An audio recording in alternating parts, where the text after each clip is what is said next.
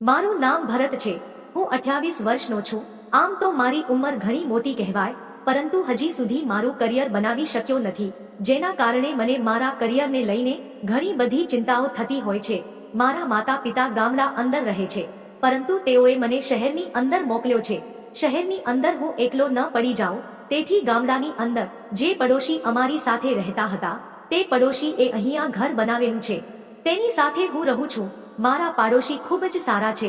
તેની ઉંમર 38 વર્ષની હશે અને તે એક વિધવા છે. તેના પતિ થોડાક સમય પહેલા અવસાન પામ્યા હતા, જેના કારણે તે એકલા રહે છે. હું પણ તેમની સાથે રહું છું. તેનો સ્વભાવ ખૂબ જ સારો છે. ખૂબ જ પ્રેમાળ સ્વભાવ હોવાને કારણે મને તેની સાથે રહેવું ખૂબ જ ગમે છે.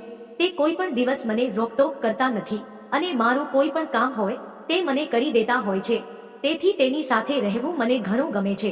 તે એક વિધવા સ્ત્રી છે, જેના કારણે તે મોટા ભાગે ટીવીમાં સિરિયલ જોયા કરે છે કાં તો પોતાનું મન વ્યસ્ત રહે તેવું કામ કરતા હોય છે.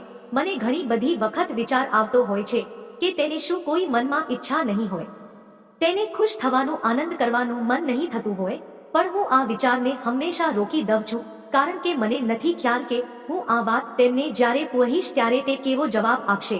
મારી ઉંમરને જોતા મને પણ ઘણી બધી ઈચ્છાઓ અને મનોકામના હોય છે. આ વિચારીને મને પણ અવનવા વિચારો આવી જતા હોય છે. એક વખતની વાત છે, જ્યારે સાંજનો સમય હતો.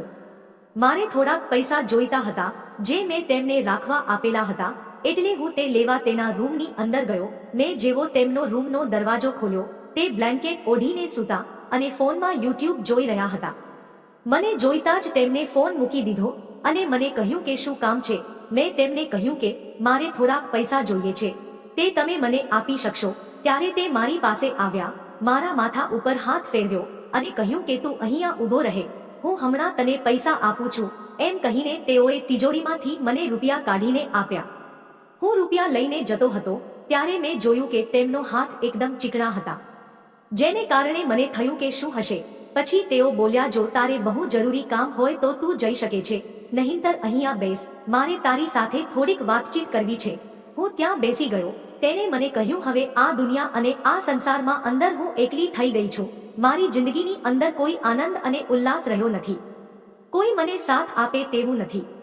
તો શું તું મને મારી જિંદગીની અંદર સાથ આપીશ, મને આનંદ કરાવીશ, તું મારી જિંદગીમાં નવા રંગ ભરીશ? જો તું હા પાડીશ તો મને તારી સાથે રહેવાની મજા આવશે અને તને પણ કદાચ મારી સાથે આનંદ આવશે.